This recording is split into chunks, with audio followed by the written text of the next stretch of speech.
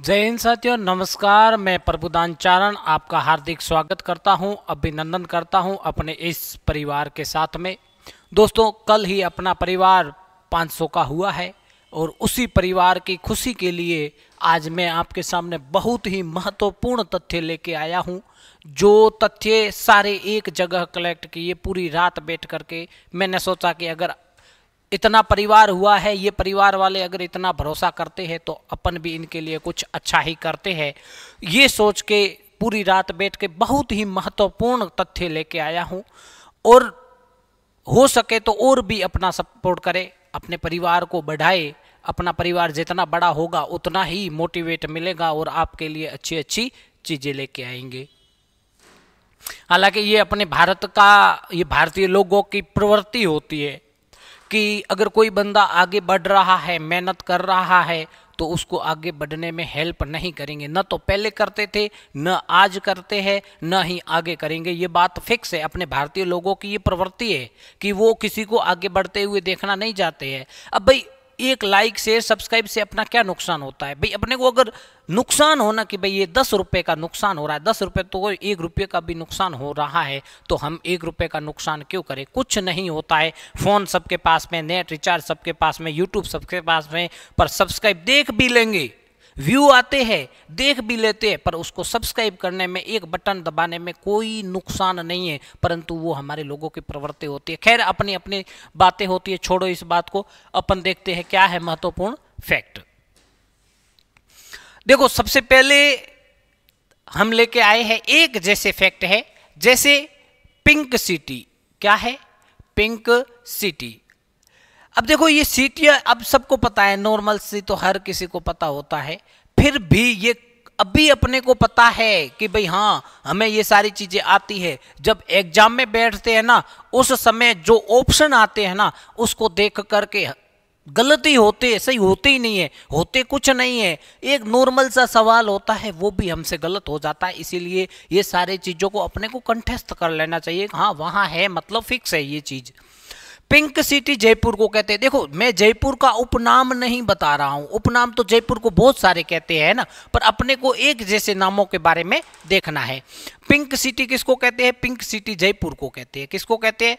जयपुर को कहते हैं। पिंक सिटी जयपुर को कहते हैं तो जिंक सिटी उदयपुर को कहती है। ध्यान रखना, very very important. Zinc city नाम सुना ही नहीं है। हम धातु नगरी जैसे पढ़ते हैं तो धातु नगरी हम चले जाते हैं नागौर की साइड में, नागौर को कहते हैं, पर धातु नगरी वो नागौर। यहां मैं पूछ रहा हूं zinc city, zinc city Udaipur को कहते हैं। धातु नगरी अब बिल्कुल नागौर को कहते हैं। ठीक है, pink city Jaipur, zinc city Udaipur, blue city Jodhpur. क्या? Blue city Jaipur. तो दोस्तों, ये ब्लू सिटी किसने कहा था? जयपुर को नीला शहर किसने कहा था? अगर आपको पता है तो बताओ, कमेंट करो। जैसे कमेंट करोगे तभी सीखोगे, याद रहेगी वो चीजें। आपको लगता है कि फालतू का टाइम पास नहीं है। एक बार कमेंट किया हुआ चीज हमें हमेशा याद रहता है। अगर आपको पता है ब्लू सिटी किसे कहते हैं तो आप मेरे को कमेंट करके जरूर बताना। नहीं पता हो तो भी कमेंट करना, मैं आपको बता दूंगा। बात करें येलो सिटी की तो येलो सिटी जैसलमेर को कहते हैं। किसको कहते हैं? जैसलमेर को कहते हैं। बात करें विंड सिटी तो विंड सिटी भी जैसलमेर को ही कहते हैं, विंड सिटी भी कहते हैं। बात करें व्हाइट सिटी की तो व्हाइट सिटी उदयपुर को कहते हैं। क्या कहते हैं? व्हाइट सिटी कहते हैं। और बात करें सन सिटी की तो सन सिटी है हमारे जोधपुर को कहते हैं, सूर्यनगर कहते हैं। सूर्यनगर कभी कभार ना पूछ करके सन सिटी पूछ लिया जाता है, सिंपल सा सीधा सा सवाल। तो ये तो सिटियां थी, zinc city, pink city, blue city, yellow city, wind city, white city, sun city. ये सारी सिटियों के बारे में अपने को याद रखना है। अब आ जाओ, भूतों से मिलते हैं, थोड़े बहुत भूत प्रेतों से भी मुलाकात कर ही लेते हैं ना। भूतों का किला कहते हैं भानगढ़ को। किसको कहते हैं? भानगढ़ को। क्या कहते हैं? भूतों का किला। ध्यान रखना, भूतिया दुर्ग कहे या भूतों का किला कहे, एक ही बात है। तो किसको कहते हैं? ये कहते हैं भानगढ़ को। भानगढ़ कहाँ है? भानगढ़ अलवर में है। इस दुर्ग का निर्माण किसने करवाया था? तो इस दुर्ग का निर्माण जयपुर कछुआ शासक के जो माधो सिंह थे उन्होंने करवाया था। बात करें भूतों का गांव तो भूतों का गांव कुलधरा को कहते हैं। किसको कहते हैं? कुलधरा को। कुलधरा जैसलमेर में है, जिसको पालीवाल ब्राह्मणों का गांव भी कहते हैं। क्या कहते हैं? पालीवाल ब्राह्मणों का गांव भी कहते हैं। रातों रात गांव पूरा खाली हो गया था, जिस अवस्था में थे उसी अवस्था को छोड़ करके, घरों को छोड़ के निकल गए थे, तो उसको आज भी भूतों का गांव कहते हैं। बात करें भूता नाडी, किसकी? भूता नाडी, यानी भूतों की नाडी। नाडी बोले तो तालाब। ये कहाँ है? तो ये है जोधपुर में। और जोधपुर में अब ध्यान रखना, जोधपुर ग्रामीण में है। कहां पर? जोधपुर ग्रामीण में है। बात करें भूत बावड़ी, भूत बावड़ी, भूत बावड़ी हमारी झुंझुनू में है। कहां पे है? झुंझुनू में। भूत होते हैं वो क्या बजाते हैं? झुंझुन बजाते हैं। झनझन की आवाज आती है ना, जब भी रात में 10, 11, 12 बजे कहीं अकेले सुनसान से होकर के निकलते हैं और हल्की सी भी खन खन खन खन की आवाज आती है तो हमारे रोंगटे खड़े हो जाते हैं। तो अपने को याद रखना है क्या? भूत बावड़ी पूछे तो भूत बावड़ी, तो बावड़ी यानी झुंझुनू। कहाँ? झुंझुनू। झुंझुनू कौन बजाते हैं? भूत बजाते हैं। दिन में झुंझुनू बजे तो उधर जाना चाहिए, रात में बजे तो वहां नहीं जाना चाहिए, विशेषकर ध्यान रखें, है ना। हाँ, भूतों प्रेतों का जो इलाज है, भूतों प्रेतों का इलाज अपने कौन करते हैं? मेहंदीपुर बालाजी करते हैं। कौन करते हैं? मेहंदीपुर बालाजी करते हैं। मेहंदीपुर बालाजी दौसा में है। कहां पर है? दौसा में है। तो ये यहां पर इस मंदिर में भूतों और प्रेतों का इलाज किया जाता है। ये इतने फैक्ट के बाद में आगे देखते हैं। अब देखो, भूतों से भी मिल गए तो थोड़े बहुत लोक देवताओं से भी मिल लेते हैं, है ना। लोक देवताओं से मिलते हैं, देखते हैं। पीरों का पीर राम सा पीर, पीरों का पीर राम सा पीर। पीरों के पीर किसको कहते हैं? राम सा पीर को कहते हैं। अगर रामसा पीर को पीरों के पीर कहते हैं तो जाहर पीर गोगा जी को कहते हैं। किसको कहते हैं? गोगा जी को। क्या कहते हैं? जाहर पीर कहते हैं।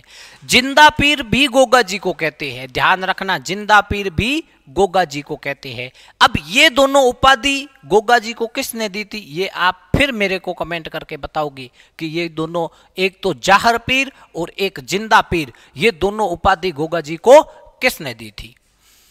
बात करें कलह पीर की, किसकी? कलह पीर की, तो ये अपने कहते हैं डिग्गी कल्याण जी को। किसको कहते हैं? डिग्गी कल्याण जी को कहते हैं कलह पीर। तो ये 4 पीर है, विशेष तौर पे ध्यान रखना, कंफ्यूज करने वाले होते हैं तो थोड़ा ध्यान रखते हैं। भाई भूतों से भी मिले, देवताओं से भी मिले, तो अब थोड़ा तीर्थ यात्राओं पे चलते हैं। तीर्थ यात्राओं पे चलते हैं तो तीर्थों का मामला, क्या? तीर्थों का मामा। तीर्थों का जो मामा है ये पुष्कर जी को कहते हैं। किसको कहते हैं? पुष्कर जी को कहते हैं तीर्थों का मामा। तीर्थों का मामा हो गया तो भांजा भी होगा। भाई मामा है तो भांजा भी होगा, और भांजा, तीर्थों का भांजा मंचकुंड को कहते हैं। किसको? मंचकुंड, धौलपुर को कहते हैं। ध्यान रखना विशेष तौर पर। अब भाई मामा भी आ गया, भांजा भी आ गया, तो नानी जी को भी साथ में लेके आ जाते हैं। तो नानी माँ को साथ में लाते हैं। तो तीर्थों की जो नानी है देवयानी, क्या? देवयानी। यहां पर सांबर भी आपको देखने को मिल सकता है। दोनों एक ही बात है, कोई फर्क नहीं है। मामा, भांजा और नानी तीनों का अपने को पता होना चाहिए। चलो, अब हमने तीर्थ भी कर लिया है तो थोड़ा डूंगरों में चल के आते हैं, पहाड़ों में घूम के आते हैं, पहाड़ों की सैर करते हैं। जब बारिश के दिनों में पहाड़ों की सैर करते हैं तो वो फील ही अलग होती है, मजा ही अलग होता है। चारों तरफ हरियाली हरियाली होती है। बात करें भीम डूंगरी, किसकी?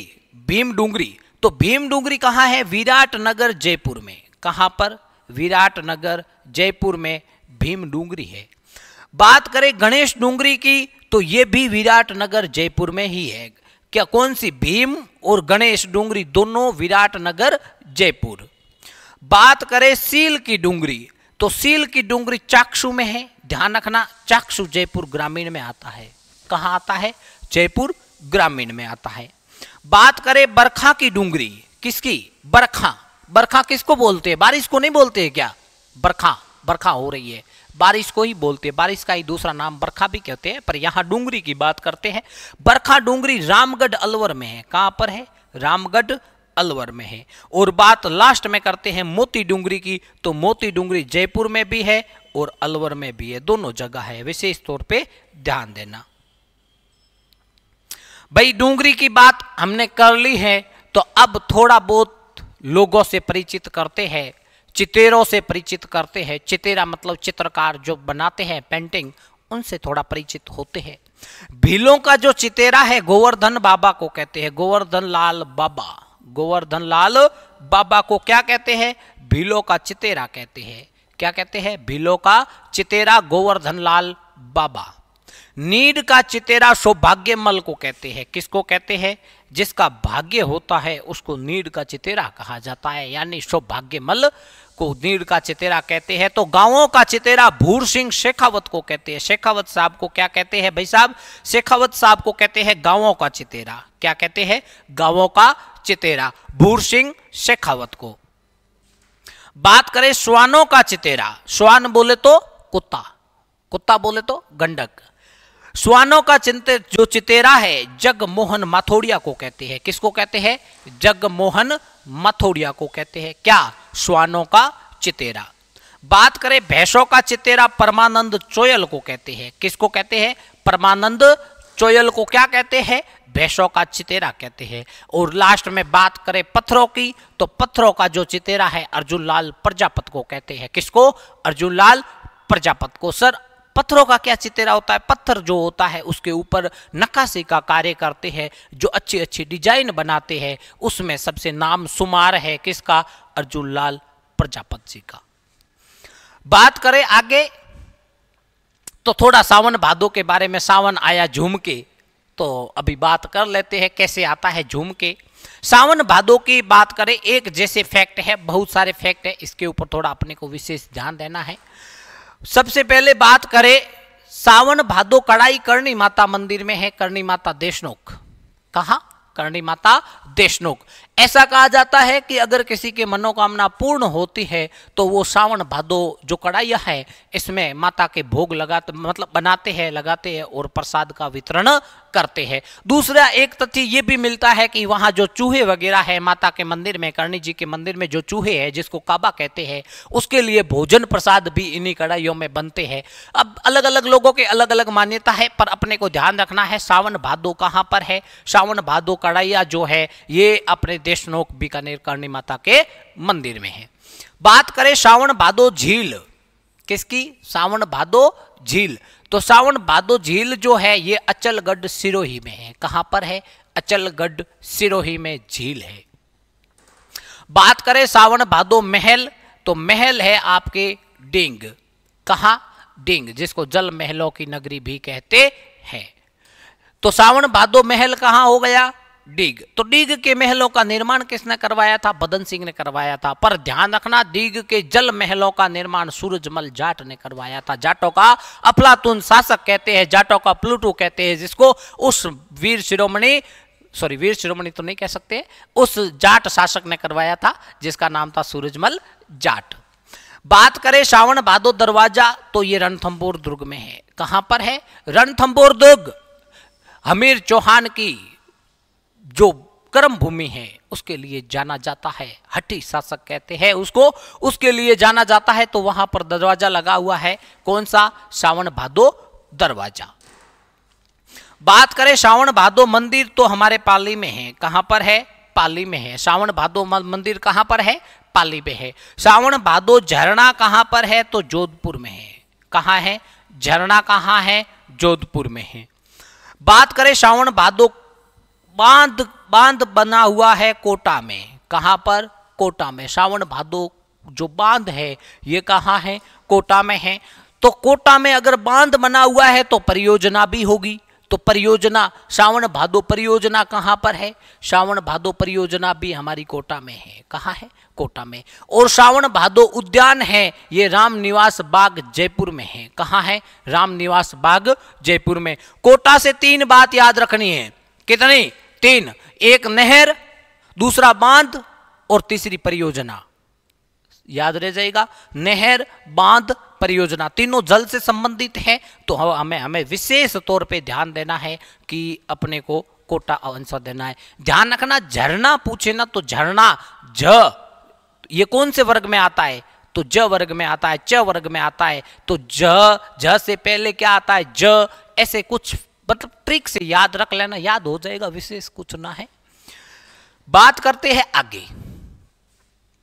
आगे बात करें तो गुलाब की बात करें तो ये ध्यान रखना, इसके ऊपर एक बहुत बड़ा वीडियो बनेगा, बहुत फैक्ट फाइल है गुलाब के ऊपर, तो मतलब बहुत सारे फैक्ट है, वो उसके लिए अलग से एक मैं आपके वीडियो लेके आऊंगा, वो अपन बात करेंगे गुलाब राय क्या है, गुलाबो क्या है, मतलब बहुत सारे फैक्ट है, परंतु थोड़ा यहां एक बार परिचय कर ही लेते हैं। गुलाबो कहते हैं, ध्यान रखना, गुलाबो कौन है, कालबेलिया नृत्यांगना थी एक, कहां की, क्या है, नृत्यांगना है गुलाबो, कालबेलिया नृत्यांगना है गुलाबो। गुलाबों की नगरी कहते हैं पुष्कर को, किसको, पुष्कर को गुलाबों की नगरी कहते हैं। अब यहां ध्यान रखना, गुलाबों की नगरी पुष्कर को कहते हैं, जबकि गुलाबी नगरी कहते हैं जयपुर को। क्या कहते हैं, गुलाबी नगरी जयपुर, गुलाबों की नगरी पुष्कर को कहते हैं, विशेष तौर पे ध्यान देने वाली बात है।